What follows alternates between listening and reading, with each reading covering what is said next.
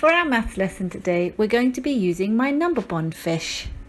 Now, my number bond fish all have 10 spots each.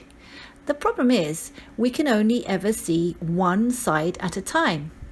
So that means we need to try and work out how many spots are hiding on the side we can't see. We're going to do some examples together first. Here we go.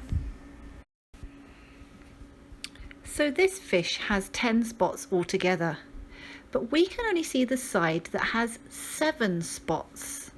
So how many spots are on the other side of the fish that we can't see? To work this out, we're going to put number 7 in our head and count on with our fingers until we reach 10. Then we're going to see how many fingers we have. Let's do it together. So put 7 in your head. 7, 8, 9, 10. So if you did the same as me, you should have 3 fingers now, which means that the other side of the fish has 3 spots. Let's check.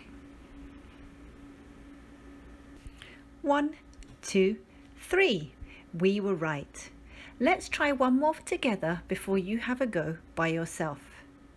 So this time we can see 8 spots. Now we know the fish has 10 spots altogether, so that means some of the spots are hiding on the other side of the fish.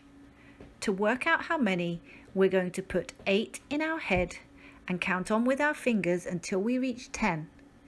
Then our fingers will tell us the answer. Are you ready? Put 8 in your head now. 8, 9, 10. How many fingers do you see? If it's the same as me, it would be 2. So let's see if we can see the other side of the fish and find out if we were correct. Yes, look. 1, 2. Because 2 and 8 all together makes 10. Now you're going to have a go by yourself. Good luck. This fish has 4 spots on one side. How many more spots are on the other side?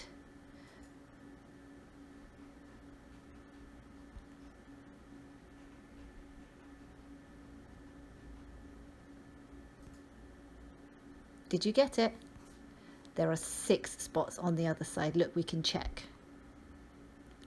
Okay, this fish has 5 spots on one side. How many more spots are on the other side? Remember, he has 10 spots altogether. 5 on this side. How many on the other side? See if you can work it out now.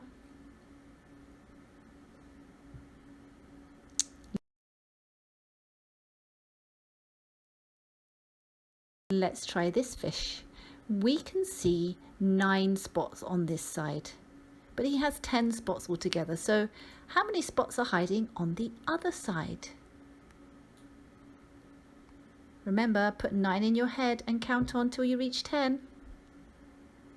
Well done. It's 1 spot on the other side.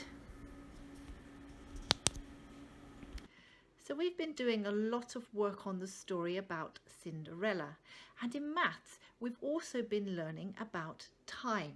So today we're going to continue by doing something called sequencing. Now, sequencing is when you put things in an order, and what we're going to do today is try and sequence Cinderella's day, because she did different things in the morning, in the afternoon and in the evening.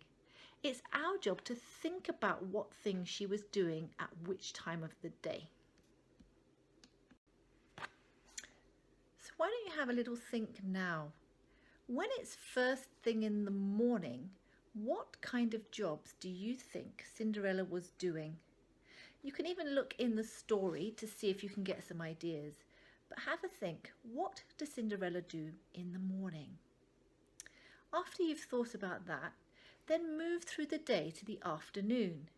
Has she changed what she's doing? Or is she doing the same thing? Did something else happen in the story in the afternoon? And finally, what happened in the evening? Something very special happened for Cinderella in the evening, but can you remember what it is? So I've included 2 different activities you can do. For the first one, if you prefer, you can look at the pictures of Cinderella's day. You can cut them out and stick them in the correct order. However, if you want to be a risk taker and do some things by yourself, you can draw your very own picture that shows what Cinderella did in the morning, in the afternoon, and in the evening. And I look forward to seeing them soon. Thank you. Bye.